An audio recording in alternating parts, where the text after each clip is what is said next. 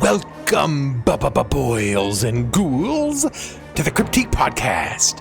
My name's Kenny, and I'm here with my good friend Godden, and together we're here to watch and review every horrific, often hilarious episode of the legendary HBO anthology series Tales from the Crypt. Godden, welcome. How are you? Doing well. A lot of fun. How are you? Oh, good. I'm doing well as well. Wells as well. Well, here we are, everybody. We're here again to talk about some episodes of Tales from the Crypt. And just to let you know, we are not experts. We are not experts. We just watch the episode and then we just come here to unload our thoughts. We invite you to join in on just listening to us or join in on the comments down below and talk to us down there. Let us know what you think. Also, you can click on the link down below to leave us a voicemail. We're now taking voicemails through the SpeakPipe app. So go ahead and click on that and leave us a voicemail of what you think about these episodes or what you think about us or what's on your mind in this particular moment. There's no reason that you shouldn't let us know. Just let us know. There's also going to be some spoilers. We're going to get into the nitty gritty of each episode. So if you haven't seen this one yet, make sure you go watch it before you hear us go on about it because we're going to spoil it. What are we spoiling, Godden? A pretty fun episode, honestly. I'm excited. I want to spoil it right now. Let's just talk about it. Let's just get right into it. We are talking about Season 5, Episode 5, People Who Live in Brass Hearses. It aired October 13th, 1993, and it comes to us from the Vault of Horror. And just in case you're wondering, no, this did not premiere on Friday the 13th. It was actually a Wednesday the 13th. I looked into it. I was hoping it would be a Friday the 13th episode, Godden. That's so funny. I'm sorry your dreams were crashed like that. Right, my dreams. Everything I hoped and dreamt for is gone. All of my dreams. Hey, this has Bill Paxton and Brad Dourif. How about that?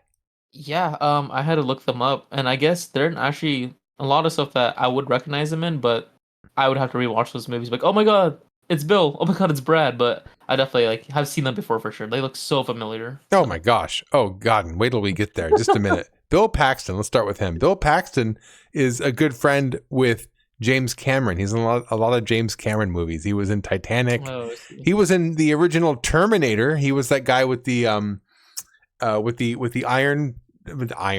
tire mark on his face.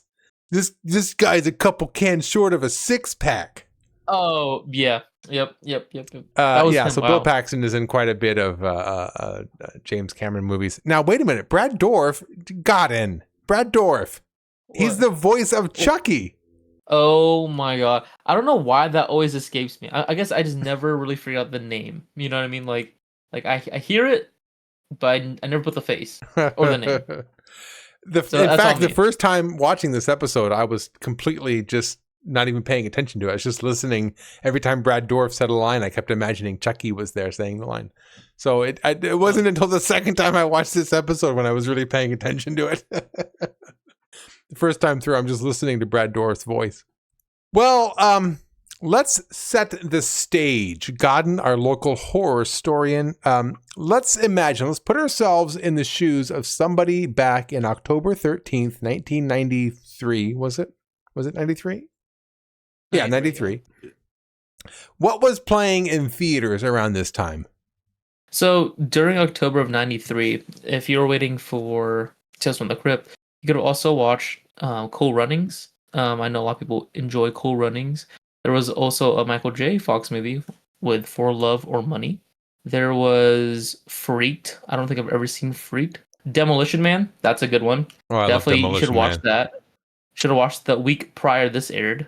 The Beverly Hillbillies. If you like the comedies. I never got into that. What else? I never got into that show. Actually, for a big community out there, Nightmare Before Christmas aired on October of 93. Oh yeah. So that would have been a huge Danny Elfman moment as well with Tales from the Crypt, you know. Right? Yeah, he had theme songs everywhere.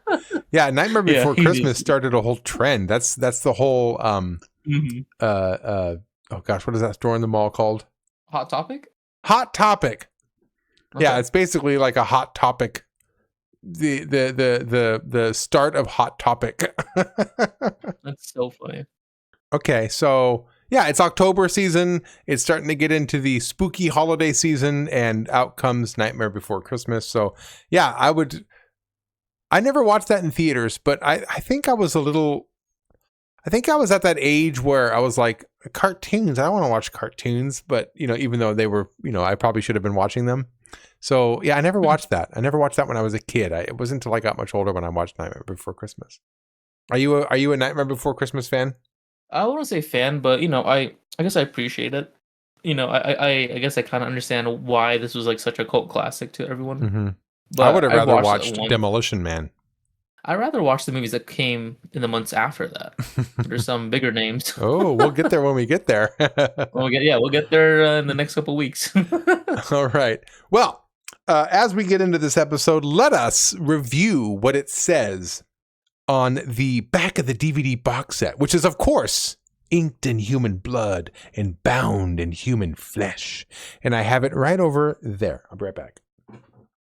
I got it. Okay.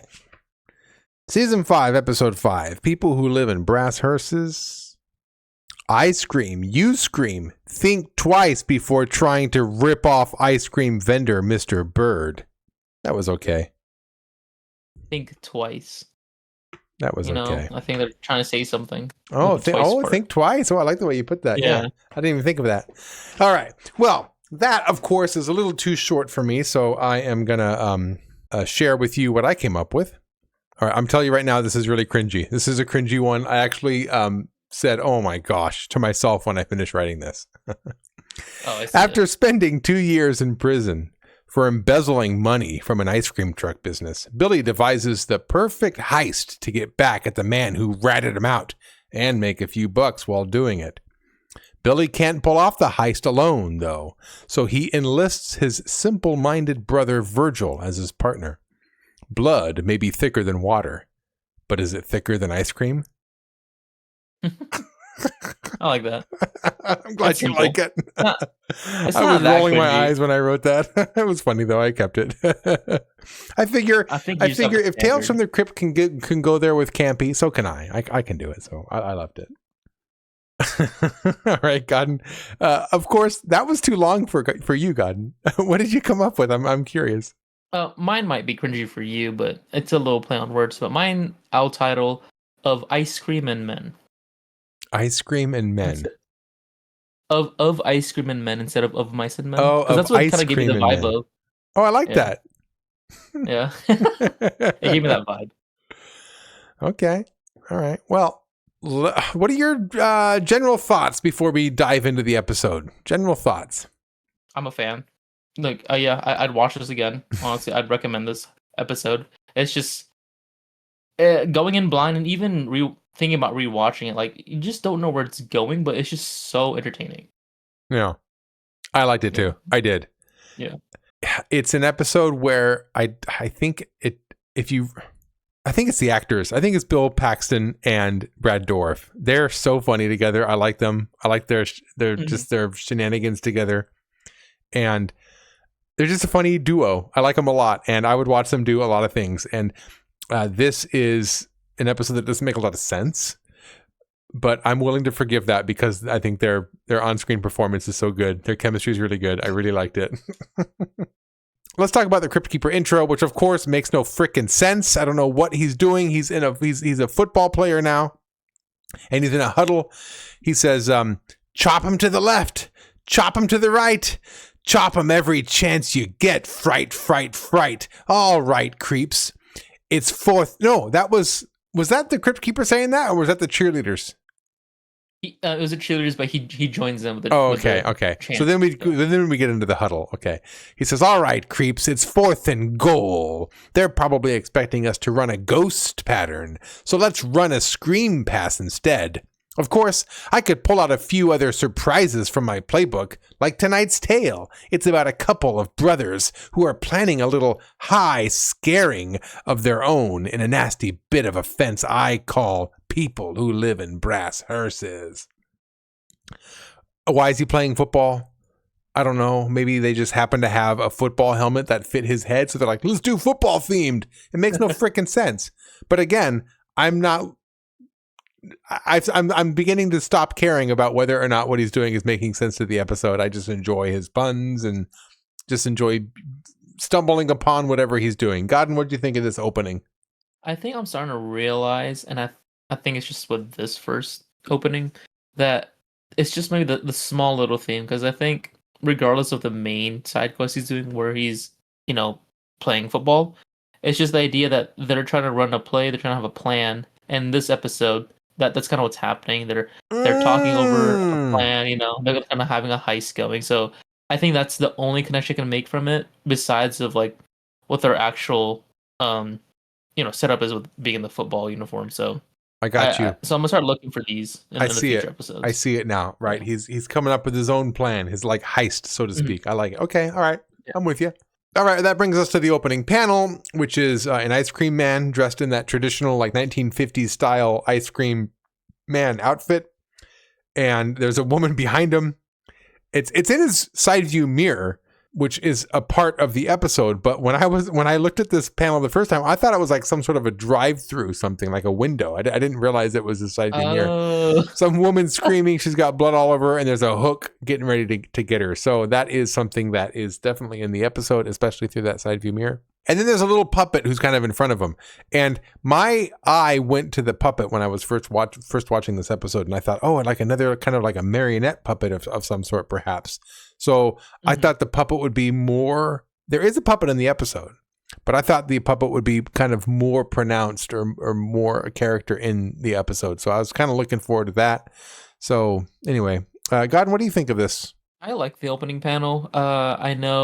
I think an episode or two ago where I said it's weird not noticing. I think it was last episode. It's weird not noticing a panel that doesn't line up with a scene in the episode. So it's good that they kind of brought this back, because this does definitely happen, even though it's interpreted just slightly different. So I'm glad, like, I know exactly when this happens, and it's such a cool panel too. Like, he's just waiting and he's just, he's just minding his business, just trying to do another day in job. But honestly, the only comment I would make is the puppet is way uglier in the episode than the panel. Yeah, it doesn't really. I think they got a different actor for the puppet in the episode. Yeah.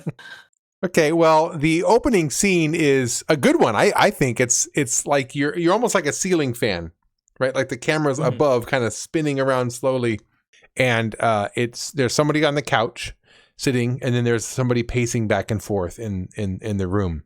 The one pacing back and forth turns out to be Billy, the main character, who this is the Bill Paxton character. And he's kind of pacing back and forth, kind of nervous about something or anxious about something. He goes back into the kitchen and he says, "Oh man, who drank all the Hawaiian punch?" And he comes back with a stick of butter to eat. And my thought was, oh my gosh, they're poor. They're poor, and that's all they have to eat is a stick of butter. But then later on in the episode, by the way, spoiler, sorry, he's like obsessed with butter throughout the episode. So I thought, okay, maybe was he not poor in the beginning? That's what he eats? Or like I don't know. I just kind of overthought that a little bit. Anyway, he starts eating his butter and he offers some to the man sitting on the couch, who is Virgil, his younger brother. So at this point, they start talking about, the Virgil character starts asking questions about their quote unquote heist tomorrow. And at this point, Billy loses his temper. He swats at Virgil and freaks out, starts yelling at him. And that's where you start to get kind of like the abusive relationship that they have together. Like the older brother loses his temper a lot, yells at Virgil a lot, and Virgil kind of cowers and just sits there. Immediately afterwards, though, the Billy character like is remorseful and starts apologizing and starts appeasing him. And you're kind of, there's a couple ways to see this. Either he really is genuinely sorry about what he did and he's trying to apologize for it, or he's just being overly manipulative of Virgil and just trying to appease him so he can kind of get what he wants. Either way, it's an abusive relationship and it's kind of gross. But what do you think about this so far?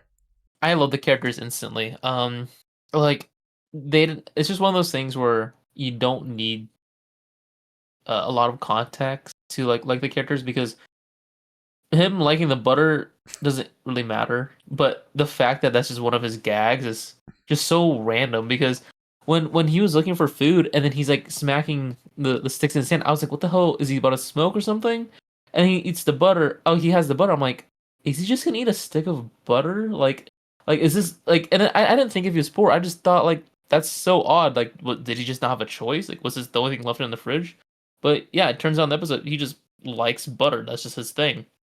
But yeah, and I felt bad because you kind of get the idea that his younger brother is a little mentally challenged, because the way he was speaking, and just I guess how reserved he was in his thoughts. And they didn't just to clarify what you had mentioned earlier. He wasn't asking about the heist. He was asking his brother how similar they were to the comic he was reading, which was I forget the character's name, but I think one of them was Frank. But they were fighting the Predator. Funny enough, like that was the whole comic. They were against the Predator, and he was asking, "Hey, are we kind of like this?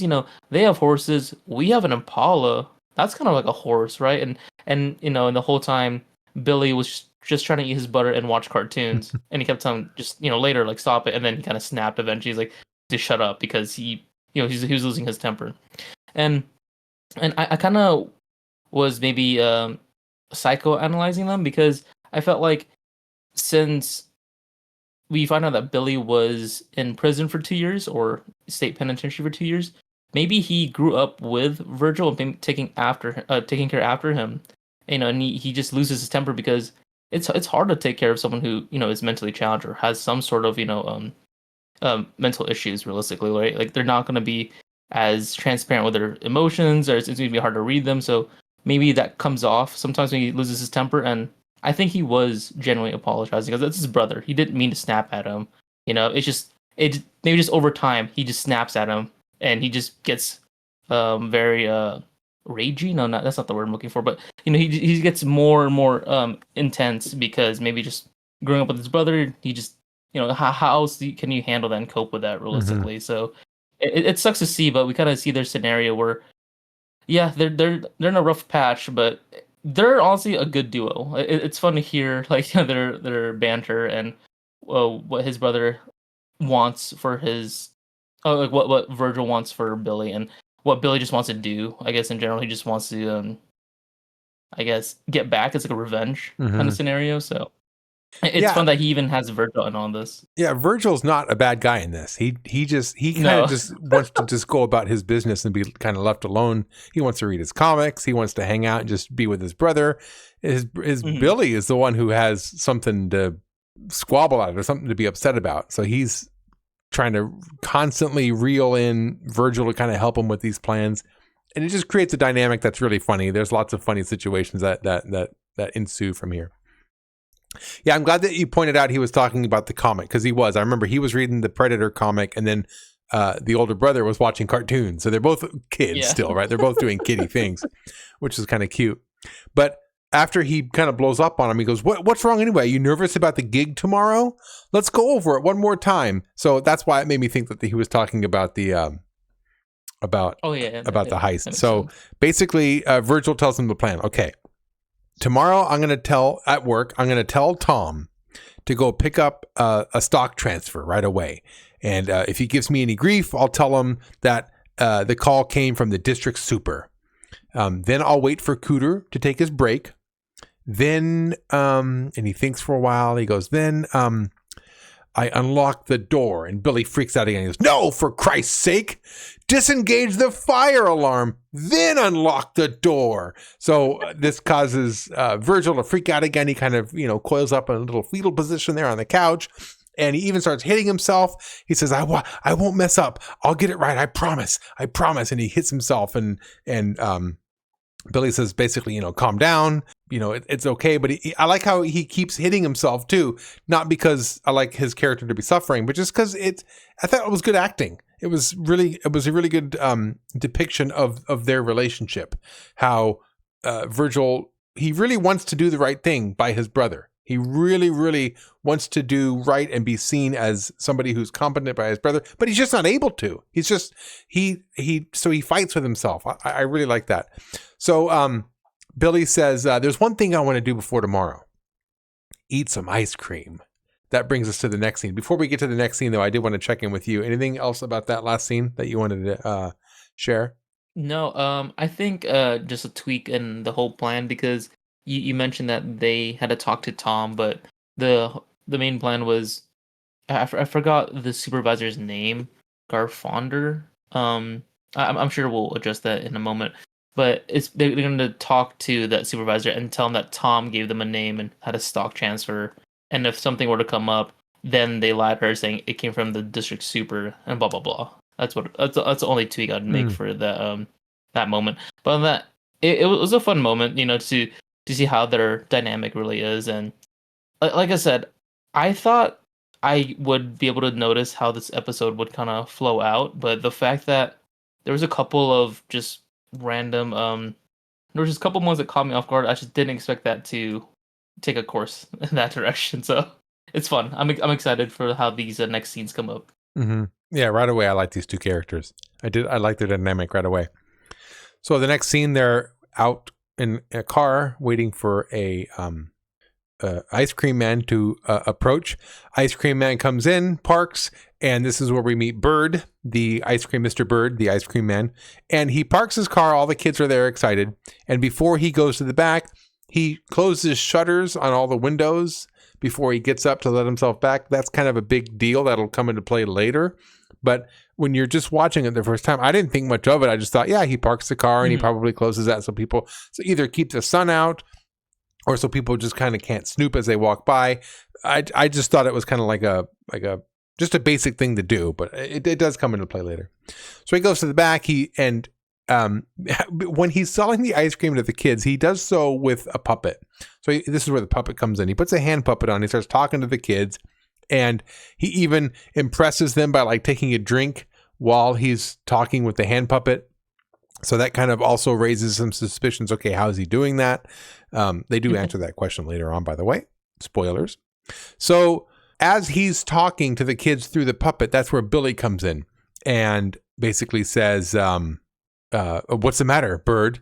You don't recognize one of your old vendor buddies? So they have a history together. And this is where we learn that it was Bird. Bird was the one who ratted out Billy for skimming profits from his ice cream truck. And he ended up spending 2 years in prison.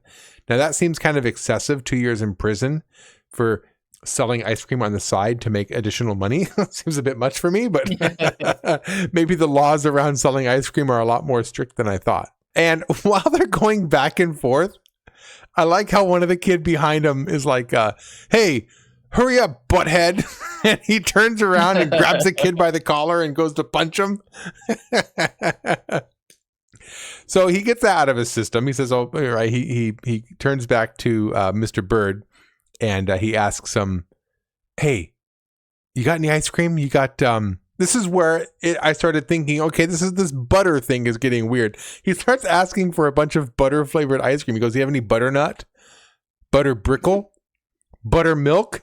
And Mr. Bird goes, I've got butterscotch. And he goes, I'll take 2. So he gives him 2 butterscotches. He gives him a 20. And in order to break it, Mr. Bird has to open up his cash register thing and he sees a bunch of cash there. So he's got dollar signs in his eyes right now. This is what he wants. He wants that money. Yeah, what did you think about this whole setup with the Mr. Bird and the ice cream truck? Like you mentioned earlier, it's something you don't really think about until you figure out the twist, basically. Because yeah, when he was closing the shutters, you just think that's just an ordinary ice cream truck, maneuver. Like you do just set up shop in that fashion. And so I thought nothing of it until now that we're talking about it, it's like, oh, there's some things that they were kind of showing us, like, hey, these are just layers here that exist if you ever notice or remember. But I thought it was really funny how immediately after he sets up shop, he's already advertising his drink for 79 cents. And then to advertise it further with the what's the word? A little puppet. Ventriloquism? Oh, yeah. I got it. With a ventriloquism, he starts drinking the new juice or the new cooler that he was advertising initially. And I thought nothing of it, because I've seen some acts where that's one of the main things, like they can drink something while still doing the puppet, like that there's something there that they're able to do. So I thought like, oh, he just likes to do this whole puppeteering act for fun while he's selling ice cream. But like when you mentioned when Billy came in and started just kind of loitering in a way, I was not expecting him to kind of like almost punch that kid because I believed he hit him. But then to realize that he actually pulled back, I was like, "Oh my god!" Like this, just a random act of like he was so good at portraying violence like that. It was just so quick. Yeah, he was I a just loose did cannon. not expect that. He really I think that's what made him so enjoyable was the fact that he was a loose cannon in that way. And I've never really seen a character on screen be portrayed as a loose cannon that way. I'm like, oh, I believed him. Every step I believed him. So it was kind of funny, like that he was about to hit a kid and maybe he gets sent to jail again. Like any small thing would have sent him to jail if he wasn't careful enough.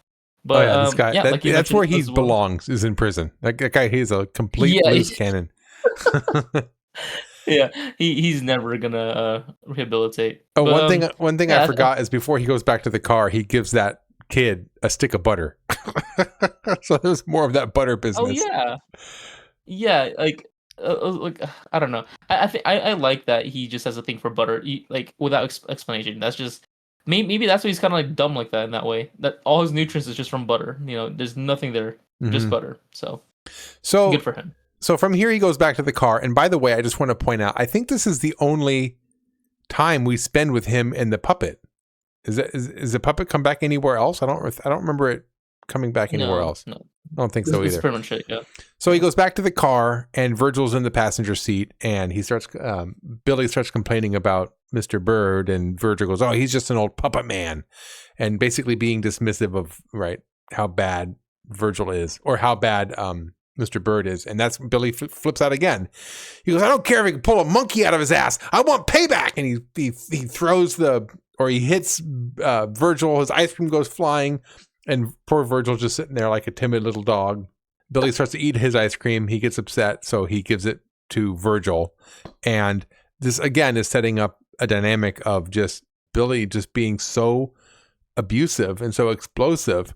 And Virgil is always like on edge. Virgil's always like, is he going to hit me? Is he going to be nice to me? He doesn't know what's going on. So, and this is something I think Brad Dourif performs really well, being a character who is not quite sure how explosive his brother's going to be. And he's real timid all the time, which I think is pretty good acting because he's really known for playing Chucky, who is a character who's through his voice never seems timid or never seems anxious, who's always in control of the situation and just speaking with so much bravado and confidence. And just seeing him play a character like this, you realize that, he's got some acting chops on him too. So I was impressed. Just thinking about it now, I think I realized why his explosiveness was so effective is because usually in other shows and movies, they would say a line and then they'd explode. But he would explode first and then say something. So I think that's what caught me off guard because I wasn't used to that, I guess. I haven't seen that enough. But yeah, it's insane. After the kid, he just breaks the ice cream. It's like, I never know when he's going to explode, which I think was really good, honestly. It was pretty fun just to always see him, just a ticking time bomb. So next scene, this brings us to the actual delivery station or the warehouse for this ice cream endeavor here, and it's called Quality Taste Ice Cream Co. So they must have a real quality taste. Such a weird name for a business, Quality Taste. So what's his name? Virgil and his coworker are in the freezer, and this is where we meet their boss, his boss, which is I think it's Miss Gofonda. I'm not quite sure. That's kind of the best way I heard it. So Miss Gofonda comes in yelling at Virgil and his coworker, which is Cooter. And she says, "Where's Tom?" And Virgil says, "Oh, he had to go and pick up a stock transfer." So this is that stock transfer they were talking about from the very first scene. Gofonda asks, "Who authorized that?" And Cooter responds, "Oh, the district super." So this is the plan's in motion, right? He's supposed to send Tom to the stock transfer. And if he gives him any trouble, he needs to tell him it was from the district super. So this is clearly a conversation that Cooter was there for, and he's aware of it too. So at this point, now he's got to wait for Cooter to go take a break. And then the plan's going to be in motion. But Gofonda's upset. Miss Gofonda is upset. She says, how am I supposed to run things around here when all I have is you two knuckleheads? So Miss Bird is upset because Miss Gofonda is upset because Mr. Bird is on his way for a scheduled pickup. And she's determined that when he arrives, he's going to get great service because he deserves good old-fashioned values. And while she's doing this, she's in front of like this wall of mirrors and she's like doctoring herself up to make sure she's all pretty. She clearly has a huge crush on Mr. Bird.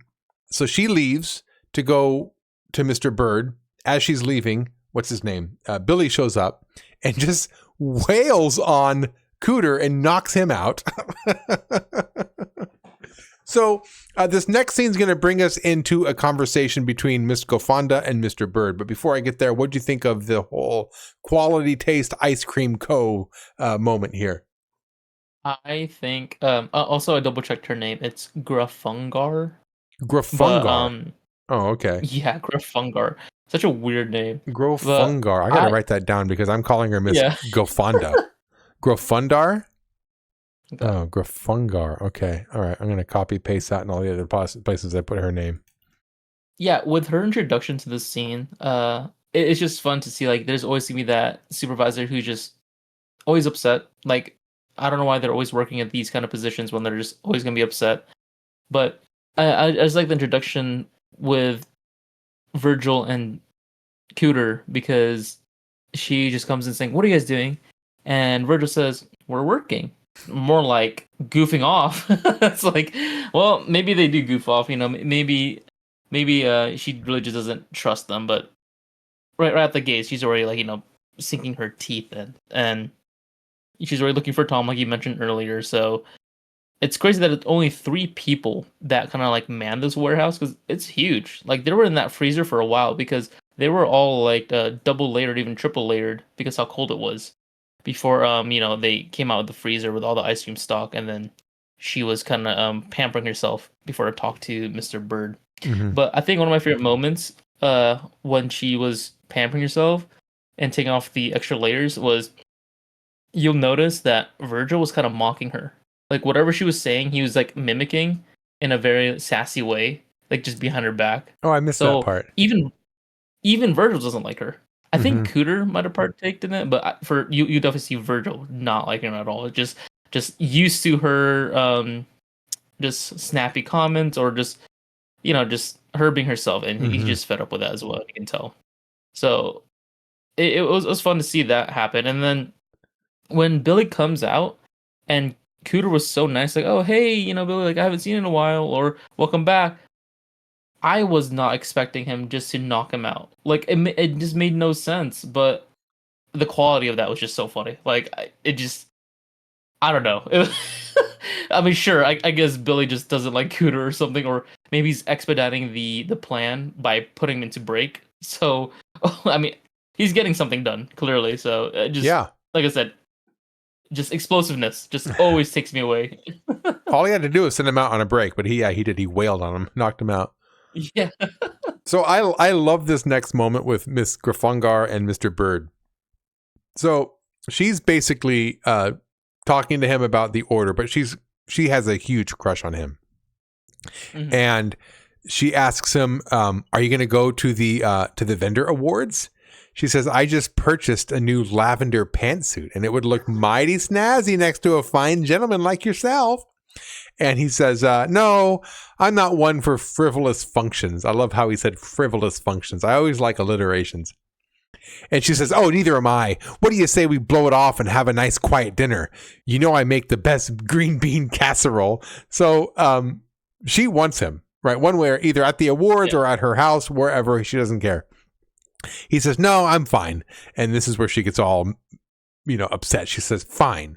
And he says, oh, I didn't upset you. Did I? And she said, I said I'm fine. Now that'll be $156.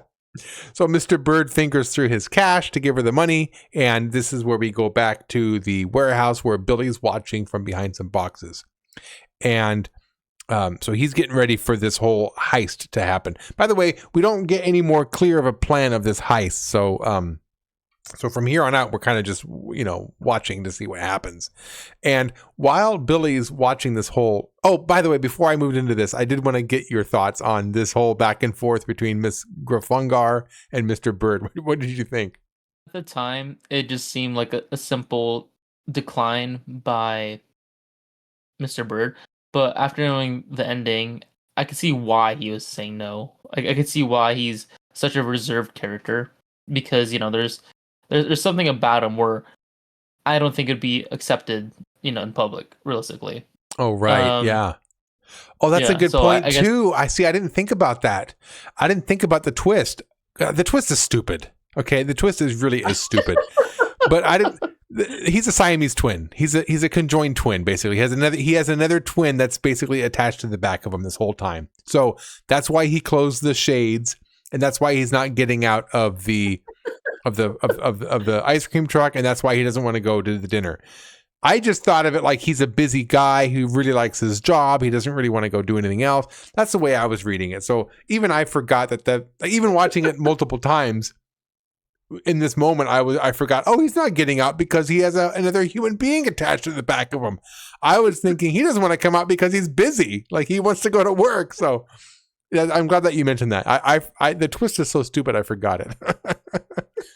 Oh, the little twist! It's a funny twist. But yeah, I wasn't expecting you to lay it out on this scene. But yeah, that's pretty much the case. Like you kind of get the idea why he doesn't, really do much. There's a reason why he's a homebody. I guess from the way he was answering. Yeah. But yeah, I enjoyed the little. I like that each character just had something. Whether Cooter was there to get punched, or Mr. Bird's getting flirted by the supervisor. Like everyone had a part, like a good part, not just like a throwaway. Yeah. So back behind the boxes after Cooter had been punched out, Virgil basically starts complaining. You didn't have to hit him. I think he broke his nose. And he goes, Billy goes, he was stupid anyway. And Virgil stands up for him and says, he is not stupid. I love this line of dialogue, by the way. This is not stupid. One time, he asked me who would win in a fight, Darth Vader, RoboCop, or the monsters. And I thought Darth Vader would win. But Cooter did a bunch of research. And he goes, would you shut up? You're as stupid as he is. I love this. If I can cut and paste just one conversation from this whole episode, that would be it. I loved it.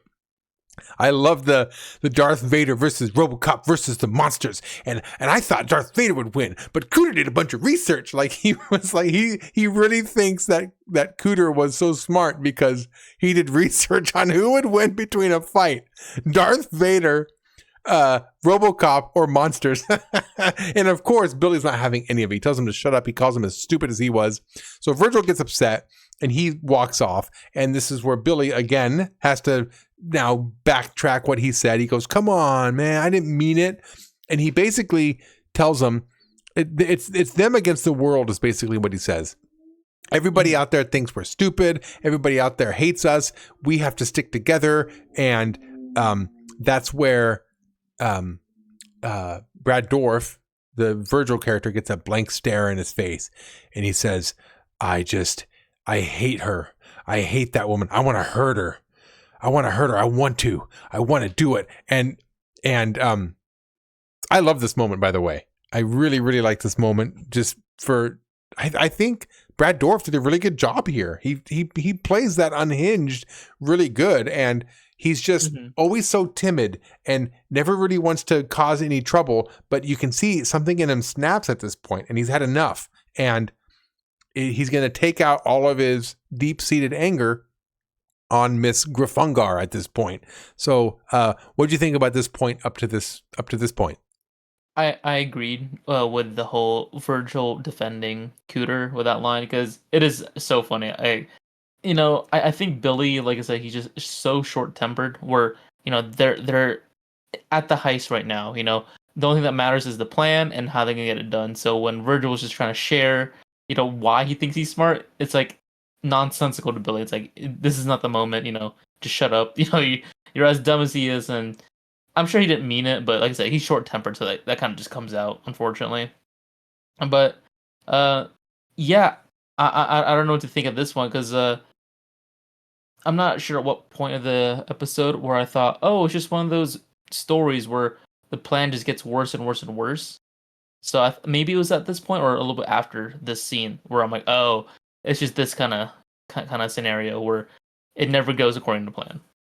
So this next scene is where we go into the office, and what's her face? Miss Grafungar is basically getting into the safe to kind of put away that $156 or whatever it was. And he walks up on her from behind and startles her. She kind of gets a little freaked out, but he basically comes at her with an ice pick. And then we cut over to Billy, who's kind of waiting for all this stuff to finish up. And that's when Virgil comes up from behind him, just covered in blood. He's like, what did you do? And then he looks forward to see Miss Grafunga crawling out from her office, all covered in blood and like dying. And so she's crawling out towards the ice cream truck. And then from Mr. Bird's perspective, you can see her in his side view mirror. So they have to get her out of the way before he turns to see her. So this is where you get that moment in the opening panel where she's coming at the ice cream truck, and then Billy is trying to get her with the hook. He finally gets her in the head, pulls her to the side. That's when Mr. Bird looks back, sees nothing. He gets fed up. He gets impatient. He just drives off. And they go into the office together. And of course, the safe is closed. And he goes, what? The safe's closed. Did you at least get the money before the safe got closed? He goes, Virgil goes, no, you were supposed to get the money. So I love this simple-minded thinking of Virgil. Like, okay, he killed Grafunga. Okay, that's fine. But the safe, he closes the safe because the safe needs to be closed, right? But he doesn't get the money because that's his brother's job. His brother's supposed to get, like, he's so simple-minded and he just totally botches this plan. What do you think about this last wrap-up of the warehouse here? I enjoy that this whole like third part of the scene because when he shows up in the office, I didn't realize he was gonna kill her until we see him have the ice pick, and it was just so goofy, because it goes back to Mr. Bird just not anxiously but trying to be patient and waiting for his service, and Virgil comes out of nowhere just covered in blood. And then, of course, it's us. We're like, oh, great, she died or something crazy happened because that's just so random that he's just covered in blood now. And I'm surprised Billy didn't just automatically just recognize what had gone wrong. He's trying to get clarification out of his simple-minded brother, which I think would cause more confusion. He won't get that clarity. But this whole like 30-minute scene of her crawling out, trying to yell and get Mr. Bird's attention was always interrupted by the smallest and funniest things. Like when she was about to scream for help, Mr. Bird was honking the horn to get her attention, so it drowns it out. And that whole fight of him, of Billy trying to grab her with a with a ice pick or ice claw pick, it just took forever until he finally gets that one stab at the head, which I think is really funny, and then drag her away. It's very like comedic, and I don't know, the comedic timing's there. It's fun because it wasn't that horrific. Honestly, I think the gore is what makes it horrific because everything else wasn't like that dark. Or it felt more lighthearted just because how goofy the setup was on purpose. So Miss Grafunga was like a really like slapstick kind of a character, and honestly, everybody is in this episode. Mm-hmm. This episode, there is a lot of laughs to be had. There's just a lot of characters that are just so caricature. So I did enjoy it for that as well. I think for that scene where we go back to the office, and I wasn't expecting the walls to be red. It was crazy how exaggerated this fight went down. Like we're meant to imagine how crazy it is because it's a crazy moment. Yeah. It just blood splattered everywhere. Because at the time I was thinking maybe they're having the fight and then the safe got closed. But when he mentioned it, maybe he did close it just out of just habit, just closing doors, and he didn't know it would lock. And then that's when he said, well, that's your job, you're supposed to get the money, not me. So I think I like that narrative more because at the time it was they were having their fight and then it got close by accident. But I like to think now that he did it on purpose. It He was just such a good touch to have that line in there. Oh, you're supposed to get the money. Okay, so this brings us back to Bird's place. So they basically track down Mr. Bird to go get his money from him directly. And the two come in, they break into the house, and Mr. Bird's there, kind of standing in a doorway, kind of hidden, half hidden, which is going to be important. And they confront him, and basically Mr. Bird starts to tell him that it wasn't him who called the police, it was somebody else. And Billy goes, oh, I forget what he says. He says something, do something. And he goes, I sure will, Billy. And he holds up a shotgun and shoots him in the head. It was just the way it happened, how fast it escalated. I thought was so, because we're used to seeing Billy be the one who escalates things and makes things, just blows things out of control. But at this point now it's Virgil who just raises up the shotgun, shoots off half of his head in a great practical effect, by the way. I thought this looked so good. So I love the escalation of the scene. It was hilarious. So once they shoot him dead, they start to search around for the money, and we follow Billy into the kitchen, who starts to look around. He opens up a freezer. By the way, when he found this freezer, I thought, oh, wouldn't that be an interesting twist if it's actually Mr. Bird who's the murderer? Because I for some reason I thought when they open up that freezer they're going to find a bunch of dead bodies or something. That's kind of what I was thinking. But he opens up the freezer and it's just a bunch of ice cream. But then in all the boxes and all the containers of ice cream is a bunch of cash. So they found all the cash. Basically, Billy got everything he dreamed of, all this money. He runs back in and he sees that Mr. Bird is still alive and he killed his brother Virgil. So Virgil's dead. Mr. Bird's alive. Mr. Bird he turns and reveals that attached to him from behind is his conjoined twin, the other Mr. Bird. So he killed half of them basically. And that's basically the whole twist and the ending in a nutshell. Godden, what'd you think? I liked it. Since the beginning of that scene where they do end up in his inside his house. And yeah, Virgil just already screwed up the plans by shooting him. I didn't know what was gonna happen next. I was like, oh, he was supposed to lead him to the money, but now Billy's upset. It's like, well, how's he gonna tell us now, Virgil? Oh, that's what it was. Virgil shoots him, and then he says, well, he wasn't gonna tell us where it is, wasn't he? It's like, well, how is he gonna tell us now? He's clearly dead. They're bickering, and it was so funny because like that's the first time we kind of see Virgil mess up. I guess realistically, because I know he wasn't supposed to kill the supervisor, but he thought he was supposed to. But I don't know.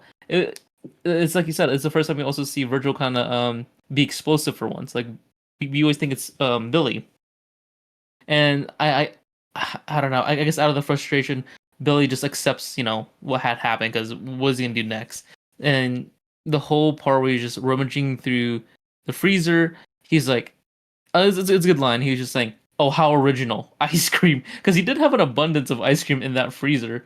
I didn't think of bodies like you did, but I was thinking cash, like maybe that's where he stored his money, and I was actually happy that he did find it.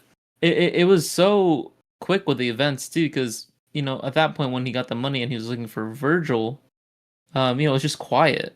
So I didn't know if Virgil would have shot him or something would have happened where Virgil would have shot his own brother, because like I said, this whole episode I was getting like Of Mice and Men kind of vibes. So when he just got shot in his kneecap got blasted off. That's right. I left that part out. Oh, I'm glad you mentioned that. That was great practical effects too when he got shot in the leg. Yeah. It was so well done. And then I like there was a moment after he got shot where I feel like that would probably be a human reaction, but that would hurt so much because right when his leg got shot off, he immediately put his hand on his knee where the open flesh is, and that would be so sensitive, and I think that would hurt instantly, or maybe the shock would save you, but still, like, oh, that would happen. You would do that, like, instinctively, because when you get hurt, you kind of touch the part where you got hurt, and you get a good close up of all the meat and all like the all the sausages pretty much, all just ground meat that they threw in there. And I don't know. I think this is also the part where we get a good Mr. Bird performance because he kind of walks out very menacingly with a shotgun in hand, and then he kind of cracks too, right? He kind of folds under the pressure because he lost his brother, where he kind of screams at Billy about the whole ordeal, and then he turns around and he's just carrying a dead body, like. If I thought of like a dung beetle, you know what I mean? Like that's the first thing that came to mind for the imagery. So yeah, I didn't think that would be the twist. It's very silly, but the way they ended this whole entire episode with his dead brother was also kind of funny after he kills Billy. So I was like, whatever. Everything's tying up, I guess. Like I'll just accept that he just had a conjoined twin at this point. Yeah, because that's what he keeps driving around and giving out ice cream with a dead body attached to him from behind. Yeah. So he's selling all the ice cream at half the price, and his ice cream truck smells like dead body. So that's how it pretty much ends. Yeah. Well, okay, that's going to bring us to the Crypt Keeper outro. He's still playing football for some reason. He says, shame about Billy and Virgil, but you know what they say, kiddies, 2 deads are better than 1. And as for Bird, he stayed in the ice cream business and did very well. Everyone loves Ben and Scaries. Well, I got to get back to my practice. Next week, we're playing Washington Dreadskins. I almost said Deadskins. He should have said Deadskins. Deadskins or Dreadskins. Either one would have worked. Would have been fine. Okay. Anyway, well, good episode. Kind of a crummy plot, but I really like the characters in this a lot. So, when it comes to other Tales from the Crypt episodes that this is similar to, we've had a lot of conjoined twins so far. We've had Ventriloquist Dummy, and we've had My Brother's Keeper. What was the one with the twins but not conjoined twins? That was that's what it was with Joe Pesci. What the heck was that one? That was was that Split Personality? Yes, yeah. Split Personality. Yeah. Nice. A lot of twins. A lot of twins in these shows. Yeah. And then there's the Ice Cream Man movie, that terrible '90s horror movie where he was like killing people and like turning their insides into ice cream. That was kind of a weird one. Oh, yeah. There's also, not a remake, but it's an Eli Roth one where it's kind of the same thing. It's called Ice Cream Man. Yeah, I think that is a remake. Well, the reason why I don't call it a remake, because it seems like a different story. The ice cream he's selling seems to be fueling the kids and drugging them in a way to act violently. I guess not necessarily a remake as much as maybe like a retelling or like a retelling, yep. Something like that. Yeah. Okay. Mm-hmm. I'm glad that you pointed that out. I wasn't really familiar with the new Eli Roth one coming out soon. I'll watch it though. I do like Eli Roth. Yeah, I'm gonna watch it too. It's gonna be fun. Okay. Well, you want to go into scores? Are we ready for scores already? Yeah, because I think we'll add our final thoughts with the scores anyways. So yeah. I thought it was good. The plot was a little crummy. The twist was out of nowhere. I think the twist was kind of irrelevant to the rest of the episode. It didn't really. He only used the puppet for the twist, and the puppet was only in a very small part of the episode. Like that's the only thing. That's the only glue that held the episode together with the twist. The twist wasn't necessary, and everything else that. Like everything that was about him being stuck in the ice cream truck and being able to use that ventriloquist ability. The only reason that was there was for the end, for the twist. It had nothing to do with anything else. It was so disjointed, the twist with the rest of the episode. It was like 2 different pieces of an episode put together as one. So that part kind of was obnoxious. What really sold this episode for me was the relationship between Billy and Virgil. They were fantastic. I thought Brad Dourif was a standout in this episode. This was his episode, basically. He did great. Bill Paxton did pretty good too, but Virgil was next level. So I can't give it a 5 because the plot was just so disjointed and weird.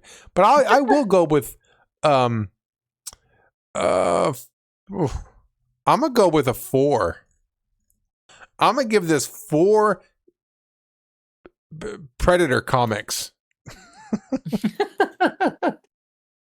Yeah, I think I'm on the same boat with you in terms of how we feel about this episode. I think I came to realize when I give something a good score, even though it sounds like a bad story, is there are some episodes that has a lot of pieces involved, but then they just leave them. They don't actually like tie up all the loose ends. They just become just random plot holes at that point, because then we're left, with questions that just are unanswered. So when it came to like a simple story like this, where a brother just wanted revenge on something that put him in prison, the fact that there was a stupid twist at the end, I was all for it. Like it didn't, like that didn't need explanation. That can just exist by itself. That's fine with me. The whole butter thing, that can exist by itself, with no issue. So I think that's when I start to appreciate these like simple stories when they don't overcomplicate them. It's when they start complicating them and then leaving them as is without actually finishing it off. I think that's when it leaves a sour taste in my mouth usually. So there are other stories that I've given lower scores, but like I said, they don't fill it all out. They leave a lot of blanks. So I too also give this a 4, because it's just so fun. Honestly, I don't really have much issues with this episode. Maybe I wanted it to be slightly longer, or maybe I wanted more context behind what put him in prison, or even with the puppet, or something more about the conjoined twin. Like I'll take anything just a little bit more. I don't think it's a necessity for me, but that would be enough to put it to a 5. Um, or even higher than a 4. Really, I'm not sure what would make it a 5 realistically. It's kind of in its own category right now. Like I can't think of another episode that can even take this spot realistically. So I'll give this 4 butterscotches. Butterscotches. Okay. Mm-hmm. I thought about, after I gave it Predator Comics, I thought, what if I gave it 4 sticks of butter? I was thinking that too. Yeah. I just give him the butter. All right. Well, that 4 and a 4 for an average of 4. How about that? Okay.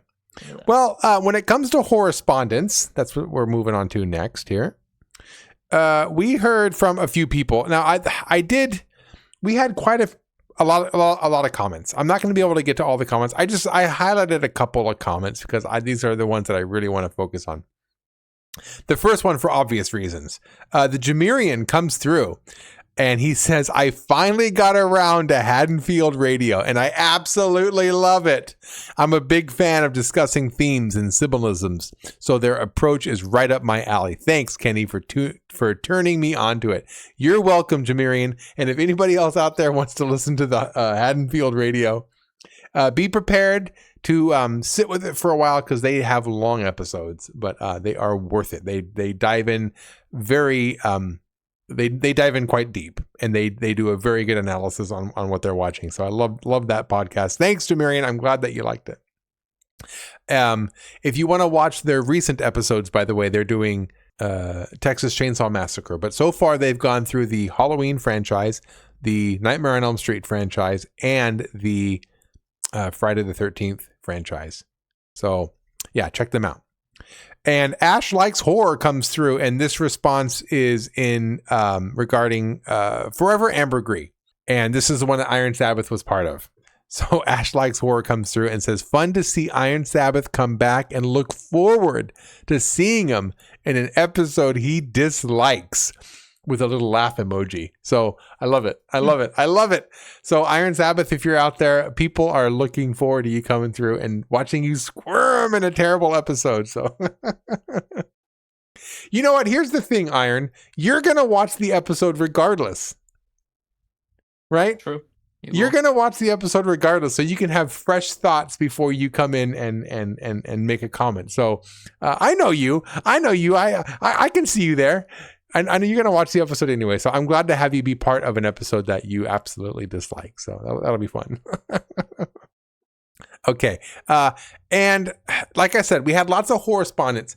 I do want to try to push, though, for our SpeakPipe. If you haven't yet, go down in the comments and look for the SpeakPipe link. Click on that. It'll bring you to a site. You don't have to put your email in. I removed that qualification.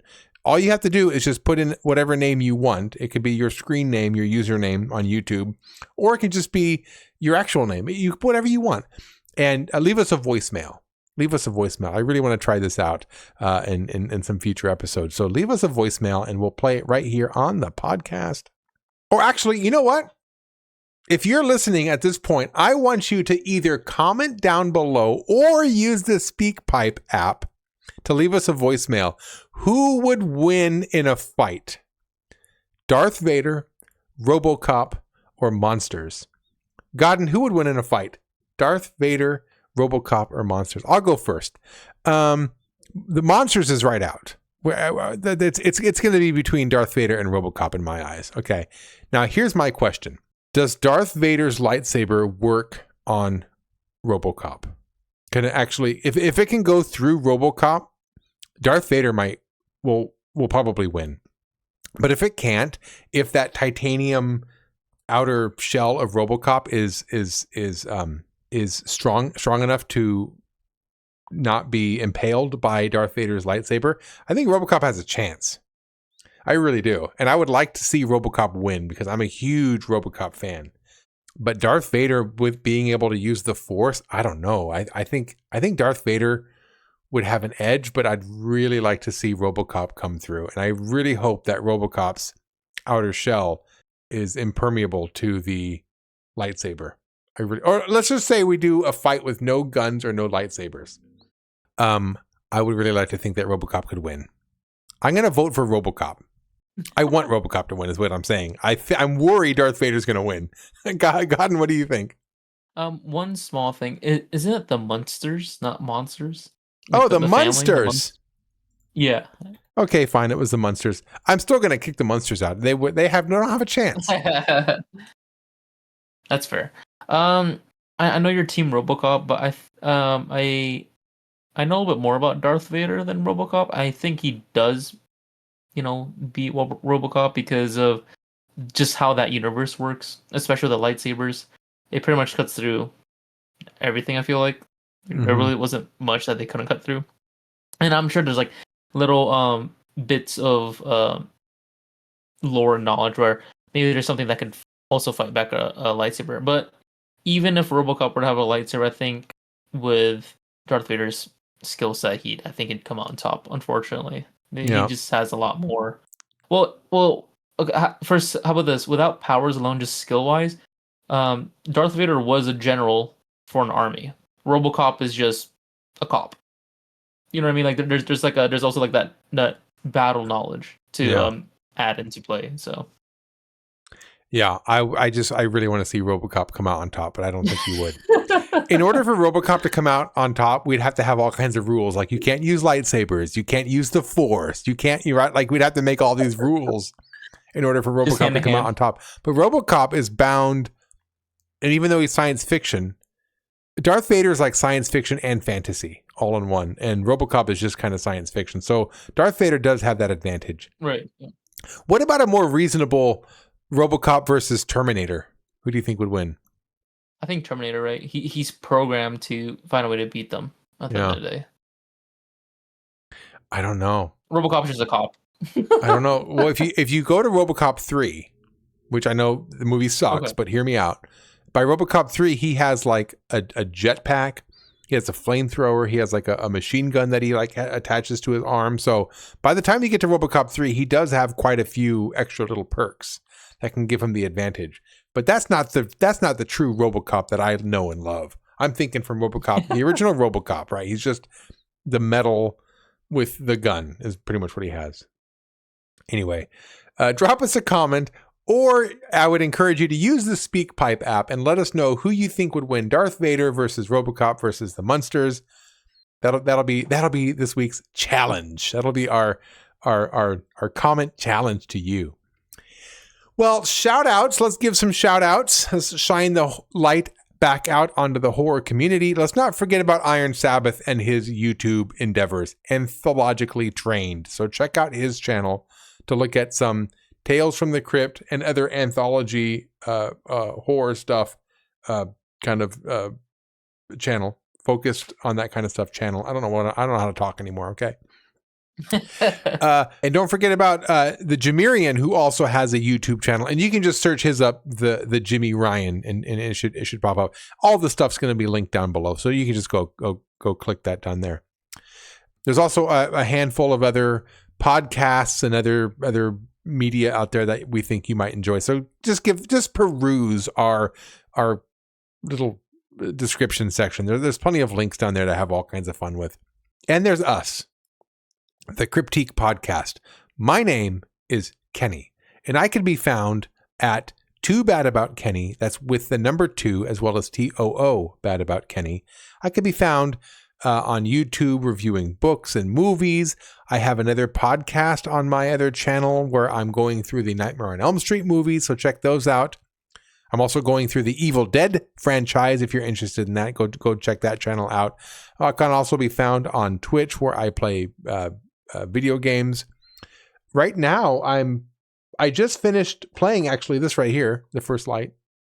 So I just finished playing the Bond game there. I had fun with that. Anyway, Godden, how about you?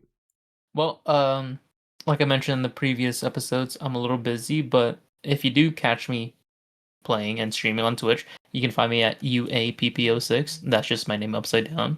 And you can also find us at Cryptikers as our Twitter handle, where you can have further engagement, or just we can ramble about anything else. That's right. Yeah, Godden, how is your schooling going, by the way?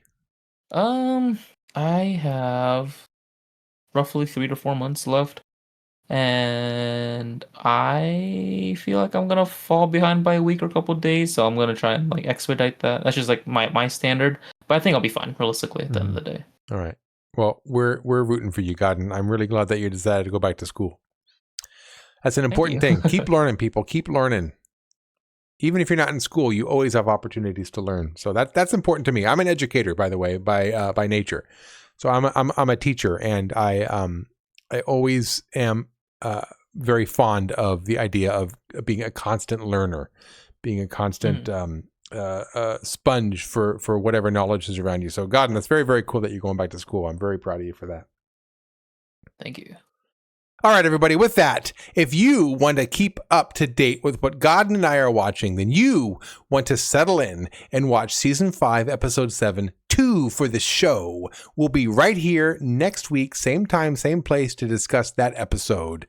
And we hope you had a great time, kiddies. And remember, wherever you may go, whatever you may seek, we'll all get together same time next week. Until then, we here at the Cryptique Podcast wish you all sweet nightmares. Well, how was that for a scream, boys and ghouls?